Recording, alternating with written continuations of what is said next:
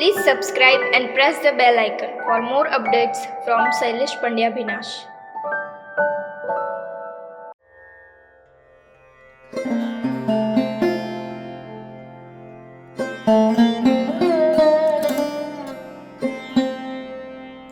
મારી આંખે કંકુના સૂરજ આથમ્યા, મારી આંખે કંકુના સૂરજ આથમ્યા, મારી વેલ સંઘારો વીરા શગને શંકોરો, રે અજવાળા પહેરીને ઉભા શ્વાસ, મારી આંખે કંકુના સૂરજ આથમ્યા. નમસ્કાર દર્શક મિત્રો, શૈલેષ પંડ્યા ભીનાશ અને શ્રી ગણેશ કોમ્યુનિકેશનના સંયુક્ત ઉપક્રમે આપણે કવિ શ્રી રાવજી પટેલને માણી રહ્યા છીએ. સ્વર્ગસ્થ કવિ શ્રી રાવજી પટેલને વંદન. રાવજી પટેલનો અંગત કાવ્ય સંગ્રહ આપણે કવિતાઓનું પઠન કરીને આપને સંભળાવી રહ્યો છું. સમગ્ર સાહિત્ય મારે આપને આ વાચિકમના માધ્યમથી સંભળાવવું છે. આગળની કવિતા છે. ગઈકાલે રાત્રે ખાધેલી માછલી ફરી પાછી જીભ પર પાણી થઈને ફરી વળે તો, પણ એમ નહીં બને, કેમ કે સમય કદી ખોદી શકાતો નથી. જો એમ હોય તો પાછલા ભવની મશરૂ તળાઈ પરનું સંવનન આ લીંપણવાળી ઓસરીમાં માણી શકાય. ક્યાં બાત! પાછલા ભવની મશરૂ તળાઈ પરનું સંવનન આ લીંપણવાળી ઓસરીમાં માણી શકાત. ધત તેરી આ તો માથા પર પાકેલી લીંબોડી પડી. એક સામટા 7, 8, 10, 15, 25 વર્ષો માથા પર પડ્યા હોય એવું થયું. ઓ બા, મને બબ્બો હાલને, માલે નવી વાવા પહેલવી છે. મને કોઈ રાવલી પદાવલી કહે, પછી જૂના રાણી છાપ પૈસા પર તાજ છાપની ઝરખ ચોંટાડી ધની કાછિયણને છેતરવાનું મળે.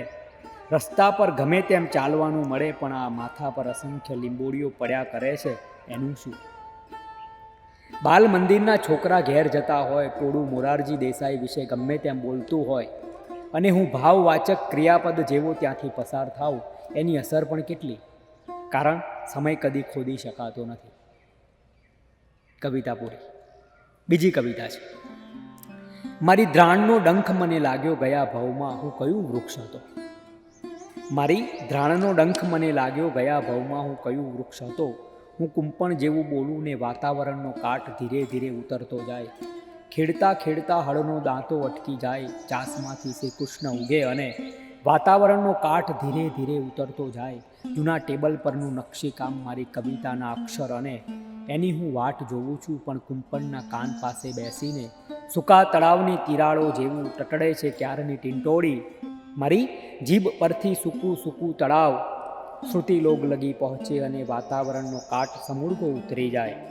ચારેકોર વ્યાપી ગઈ છે ખેડેલી જમીનની ઊની ઊની વરાળ. હવે તો મારી કવિતાના શબ્દોમાંથી પણ દઝાવાય એવું લાગે છે. કવિતા છે.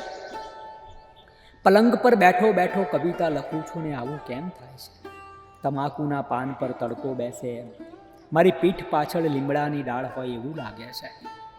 હાથમાં પેનને બદલે પાંદડું જ છે જાણે. હું આ સુંદર મંદિરોથી ચીંકણીની દાબડી જેવી પેલી વૃદ્ધાની આંખથી જરીએ છેટો નથી. કાચી કેરીના સ્વાદ જેવી પડોશીની કન્યાથી નારંગીની છાલ શરીર પરથી ઉતારીને ફેંકી દેતા વૃદ્ધથી, અને આખો દિવસ સૂર્યમાંથી ઘાસ કાપ્યા કરતી મજૂરણથી કેમ વિભક્ત છું. અચાનક મારી ત્વચામાં ઝૂલ્યા કરતી લીમડાની ડાળી પર નજર પડી, અને સામેના વૃક્ષના પાંદડાને આગા પાછા કરી કુંપણનું મોં ખુલ્યું. અરે હા, હું એ ડાળીની લાળ કૂણી કુંપણમાંથી જ સીધો આ ઘરમાં ઉતરી આવ્યો છું. નહીં તો આ રૂવાડામાંથી કોયલ ક્યાંથી બોલે, મારી આંગળીઓમાંથી પાંદડા જેવા શબ્દો ક્યાંથી ફૂટે, અને આ ઘરમાં 2, 4, 5 જણા આવજા કરે છે, તે પણ વૃક્ષ જેવા જ. ક્યાં બાત હે. કવિતા છે. સ્નાન કર્યા પછી મેં લીલીછમ બીડની વાસથી અંગ લૂછ્યું.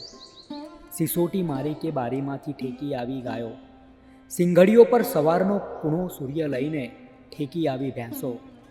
ડીલ પર માછલીનું ગંધવાળું તળાવ ઓળીને ઠેકી આવી બકરીઓ.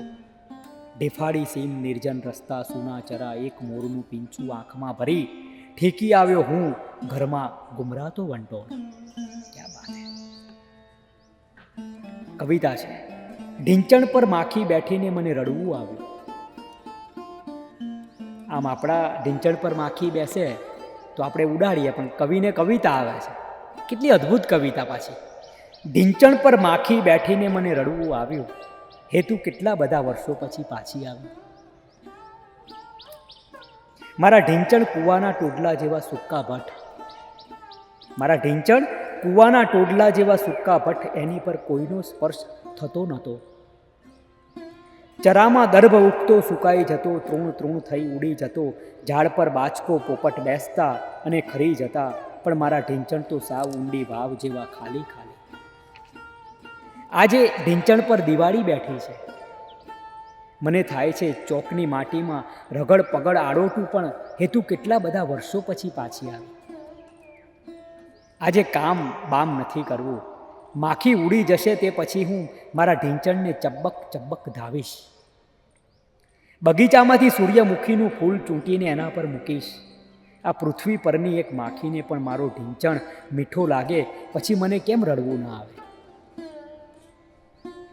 માણસ કવિ કેટલા હિજરાયા હશે, એકલતાથી કેટલા હિજરાયા હશે, ક્ષય રોગથી કેટલો હિજરાયો છે કવિ, કે એને જોઈને લોકો ભાગે. એક માખી આવીને પોતાના ઢીંચણ પર બેસે તો એને સ્વર્ગ લાગે. મારા ઢીંચણને ચબક ચબક ધાવીશ, બગીચામાંથી સૂર્યમુખીનું ફૂલ ચૂંટીને એના પર મૂકીશ. આ પૃથ્વી પરની એક માખીને પણ મારો ઢીંચણ મીઠો લાગે, પછી મને કેમ રડવું ના આવે. ક્યાં વાત હે. અને આ કવિતા છે, બહુ અચ્છે. કવિ શ્રી રાવજી પટેલને વંદન.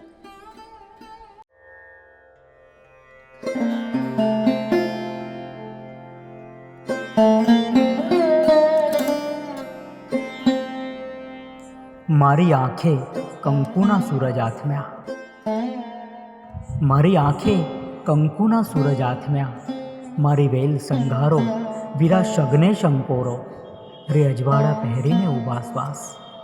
મારી આંખે કંકુના સૂરજ આથમ્યા.